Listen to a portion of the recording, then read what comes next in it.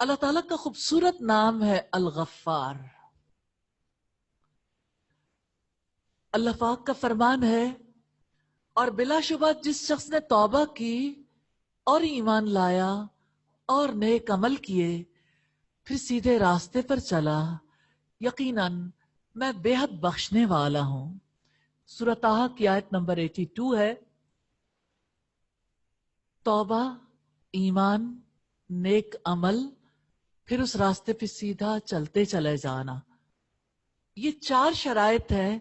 اس کے لیے میں بہت درگزر کرنے والا. الغفار اللہ رب العالمین کے صفاتی ناموں میں سے ایک ہے، جس کا مطلب ہے اللہ تعالی گناہوں کو ڈھانپنے والا ہے، بے حد معاف کرنے والا، بے حد بخشنے والا ہے. کیا آپ نے بچوں کے لیے کسی ماں کی محبت کو دیکھا ہے؟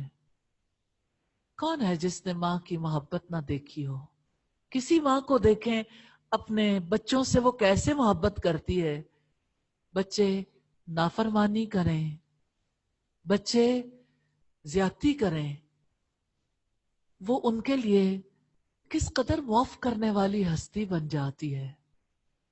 بچوں کی خطائیں معاف کرنا جتنا ماں کے لیے آسان ہے، وہ رب تو 70 ماؤں سے بڑھ کر محبت کرنے والا ہے. وہ خطاؤں کا معاف کرنے والا ہے. جب بھی لوگ نافرمانی کرتے ہیں تو اللہ تعالیٰ کس قدر ان پر رحم فرماتے ہیں. جو بھی اس سے معافی مانگتا ہے اللہ تعالیٰ اس سے درگزر فرماتے ہیں. میں کبھی سوچتی ہوں اللہ تعالیٰ نے جیسے انسان تخلیق کیے، جانور، پرندے، پہاڑ بنائے، سیارے، ستارے، ایسے ہی اللہ تعالیٰ نے صفات بھی بنائی ہیں. جیسے اللہ تعالیٰ نے رحمت کی صفت تخلیق کی ہے، بے جان چیزوں میں یہ صفات نہیں ہوتی. اللہ تعالیٰ نے معاف کرنے کی صفت تخلیق کی ہے، یعنی صفات کا بنانے والا، صفات کا بھی وہ خالق ہے. وہ کس قدر معاف کرنے والا ہے جس نے معافی کو تخلیق کیا ہے کہ انسان بھی ایک دوسرے کو معاف کر دیتے ہیں. سبحان اللہ. اللہ تعالیٰ نے فرمایا ہے اگر نسل انسانی گناہ نہ کرتی تو وہ کوئی اور قوم لے آتا جو گناہ کرتی، پھر اس سے معافی طلب کرتی اور وہ معاف کر دیتا.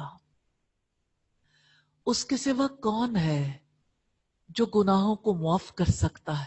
غافر الذنب، گناہوں کا بے حد بخشنے والا، قابل التوب، وہ توبہ کا قبول کرنے والا ہے، شدید العقاب، سخت سزا والا بھی ہے.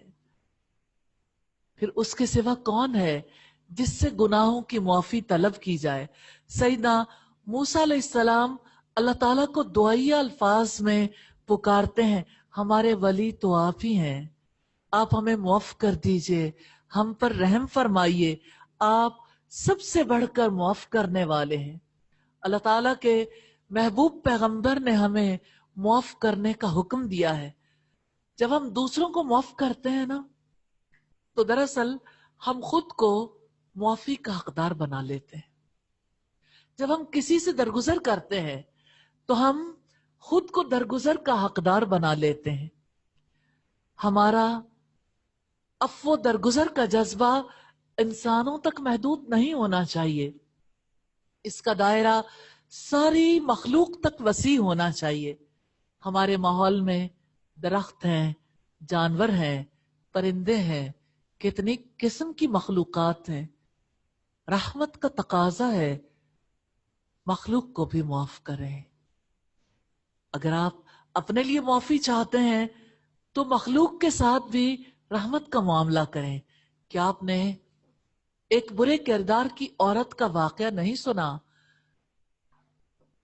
کردار تو برا تھا لیکن اس کے اندر ایک صفت تھی جس کی وجہ سے اس نے ایک پیاسے کتے کو پانی پلایا تھا اور اللہ تعالیٰ نے اس کے سارے گناہ معاف کر دیے.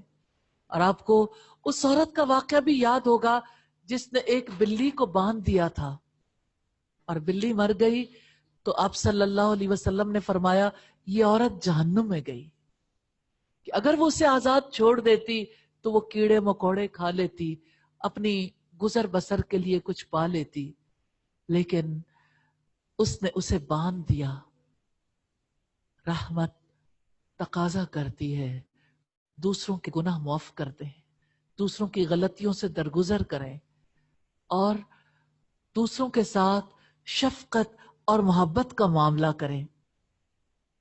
کتنی غلطیاں، کتنی خطائیں، کتنے گناہ ہیں جنہوں نے ہمارا دل بوجھل کر رکھا ہے۔ آپ بوجھ محسوس نہیں کرتے؟ آپ کا دل کبھی بوجھل نہیں ہوتا اپنی غلطیوں سے، اپنے گناہوں سے؟ یقین رکھیے یہ ہمارے نامہ اعمال سے مٹ سکتے ہیں، ہمارے نامہ اعمال سے یہ حذف ہو سکتے ہیں اگر آپ الغفار کو پکاریں، جس کے پاس مکمل قدرت ہے، وہ ہمارے سارے گناہ معاف کر سکتا ہے۔ پھر کیوں نہ اس کو پکاریں جو گناہوں کا بے حد بخشنے والا ہے۔ اللہ تعالیٰ سے دعا ہے ہمیں ہمارے گناہوں سے پاک کر دے، ہمیں ہمارے گناہ بخش دے، ہم سے درگزر فرما لے۔ اللہ تعالیٰ سے دعا ہے کہ اس نے اپنی صفت رحمت تخلیق کی ہے، معاف کرنے کی صفت تخلیق کی ہے، ہمیں ایسے لوگوں میں شامل فرما لے جو انسانوں، جانوروں، پرندوں اور کائنات کی ہر چیز کے ساتھ حسن معاملہ کرتے ہیں۔ یا اللہ ہمیں نفع مند مومن بنا لینا۔ وآخر دعوانا ان الحمد للہ رب العالمین۔